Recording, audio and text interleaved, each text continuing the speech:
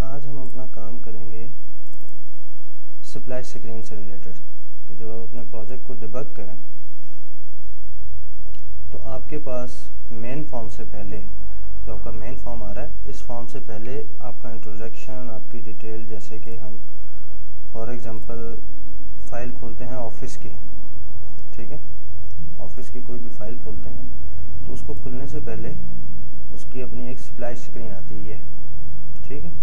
तो इस तरह के हम एक चाहते हैं कि एक सप्लाई स्क्रीन हमारे पास आ जाए जिससे हम आगे अपना काम करें, ठीक है जी। अच्छा, तो उसके लिए हम अपने प्रोजेक्ट में एक न्यू फॉर्म ऐड करेंगे, add new item. Supply screen जो पुराने वेरिएंट थे 2003 फ्रेमवर्क 1.1, तो उनमें हम सप्लाई स्क्रीन खुद से बनाते थे, ठीक है। तो इसमें हमें सप्लाई स्क्रीन, अबाउट बॉक्स, ये जो है बने बनाए मिलते हैं, ठीक है। तो यहाँ से ये जो हमारे पास आइटम्स की जितनी भी ये कलेक्शन है, ठीक है, इन कलेक्शन में से हम अपनी सप्लाई स्क्रीन को क्लिक करेंगे, सिलेक्ट करेंगे और सिलेक्ट करने के बाद उसका जो भी आप नाम रखना चाहें वो रखें, या as it is supply screen रहने दें, क्योंकि फॉर्म में एक बार इस्तेमाल की जाती है, ठीक है जी। इसको मैंने ऐड कर लिया मैंने उसका नाम रखा सप्लाई स्क्रीन। ये सप्लाई स्क्रीन का फॉर्म आ गया, ये इसके अंदर बिल्ट इन जो इसके लोगो वगैरह है वो लगा हुआ आता है, आप इसको चेंज भी कर सकते हैं, ठीक है। तो ये इसमें हमारे पास एप्लीकेशन टाइटल के लिए एक लेबल ऐड है, ठीक है।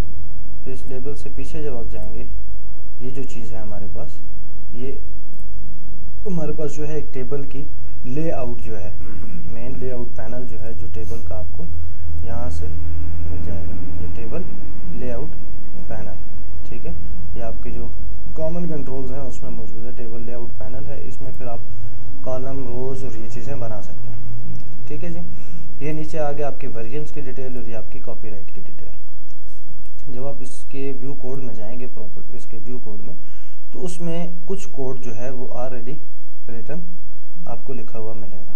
इसमें बहुत सी चीज़ें हैं, जैसे है कि जो हमारी एप्लीकेशन है उसके इन्फो में जाके चेक करो, अगर टाइटल नथिंग नहीं है, खाली नहीं है, तो जो टाइटल उसमें लिखा हुआ है वो इस एप्लीकेशन के टाइटल में आ जाए। कहाँ आ जाए? एप्लीकेशन टाइटल जो है ये इस लेबल का नेम है, ठीक है, इस लेबल का नेम है, देखें एप्लीकेशन टाइटल, और ये क्या है? लेबल है। तो इसमें आ जाए जो भी हमारा इन्फो में टाइटल लिखा होगा। ये कहाँ पे लिखा होगा इसमें भी देखते हैं। अगर ये ना लिखा हो तो क्या करे कि ये हमारी जो प्रोजेक्ट है, प्रोजेक्ट की जो एक्जी बन रही है, ठीक है, वो उठा ले, सिस्टम डॉट इनपुट आउटपुट, उसका पाथ उठा लो, get file name without extension, ठीक है, उस फाइल नेम का विदाउट एक्सटेंशन उठा लो। किस फाइल नेम का?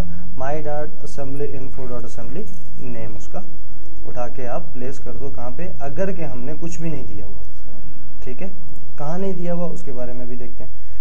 फिर सेकंड चीज़ है, जैसे ही ये फॉर्म लोड हो, वेरिएंट डॉट टेक्स्ट, तो ये है आपका लेबल है वेरिएंट का, ये लेबल है वेरिएंट का।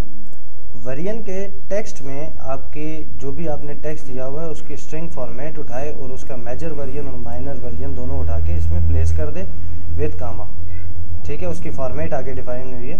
वेरिएंट का टेक्स्ट पहली फॉर्मेट में उसने कहा मेजर, जो उसका वेरिएंट है वो, और माइनर वेरिएंट है वो। फिर कॉपीराइट के टेक्स्ट में जो भी कॉपीराइट लिखा वो। अब ये चीज़ें कहाँ से आएंगी? ये हमारी जो है एप्लीकेशन इन्फो डॉट टाइटल, ये कहाँ से आएंगी? तो सॉल्यूशन एक्सप्लोरर में जब मैं शो ऑल फाइल्स करूँगा, ठीक है, तो हमें प्रोजेक्ट के अंदर मिलेगी एक असेंबली इन्फो, ठीक है। असेंबली इन्फो में आऊँगा तो यहाँ पे आपका असेंबली का टाइटल लिखा हुआ AMC, ये उसकी डिस्क्रिप्शन, आपकी कंपनी, प्रोडक्ट कौन सी है, और ये आपका कॉपीराइट। यहाँ से वो चीज़ें उठाएगा। एप्लीकेशन टाइटल अगर इसको मैं नल कर देता हूँ या कुछ भी यहाँ पे नल करूँगा तो फिर क्या करेगा? आपकी ये जो एप्लीकेशन का नेम है वो क्या कर देगा? यहाँ पे प्लेस कर देगा इसके टाइटल के टेक्स्ट में, ठीक है। अच्छा, दूसरी चीज़ आपकी डिस्क्रिप्शन, और ये कॉपीराइट है जो यहाँ से आ रहा है, ये आ रहा है कॉपीराइट, ठीक है। कॉपीराइट जो लेबल है उसका जो टेक्स्ट है उसमें ये चीज़ आ जाए। और आपका जो वेरिएंट है वो कहाँ से आ रहा है? वो वेरिएंट आपका ये है, ठीक है। ये देखें वेरिएंट की स्पेसिफिकेशन, पहला जो है मेजर वर्जन होता है, दूसरा माइनर वर्जन होता है, तीसरा बिल्ड नंबर होता है और चौथा रिवीजन होता है। ठीक है, इसको आप इस तरह से भी दे सकते हैं, you can specify all the values और यू कैन डिफाइन और build the revision numbers by using asterisk. By using asterisk means आप इस तरह भी दे सकते हैं कि इसको मैं यहाँ से ऐसे कर दूँ। ठीक है, तो ये क्या करेगा, जितनी बार आप अपने एप्लीकेशन को बिल्ड करेंगे उसका बिल्ड और रिवीजन जो है वो बनाता जाएगा। ठीक है, इसी तरह फाइल का वर्जन भी आप कर सकते हैं यहाँ से ये चीज। ठीक है, अच्छा अब मैं प्रोजेक्ट को दोबारा लोड करूंगा तो मेरे पास सप्लाई स्क्रीन नहीं आ रही, ऑटो हमारा प्रोजेक्ट लोड हो रहा है। तो उसके लिए हम क्या करेंगे, उसके लिए हम अपने प्रोजेक्ट की प्रॉपर्टी में चले जाएंगे। प्रॉपर्टी में जाने के बाद जो आपका पहला टैब है एप्लीकेशन का, रिमेंबर उसी टैब के अंदर नीचे आप जाएंगे, सप्लाई स्क्रीन की सिलेक्शन होगी और इसमें वो आपको बताएगा कि किस फॉर्म को आप एज अ सप्लाई स्क्रीन रखना चाहते हैं। तो हमने सप्लाई स्क्रीन का जो फॉर्म बनाया है वो हम सिलेक्ट कर लेते हैं कि ये जो है एज अ सप्लाई स्क्रीन। इसको जब हम एग्जीक्यूट करेंगे तो अब देखें सप्लाई स्क्रीन हल्की सी आई और फिर चलेगी। अच्छा, अब हम एक और काम करते हैं, यहाँ पे हम कुछ चीज़ें चेंज कर देते हैं। AMC की जगह दे देते हैं हमारा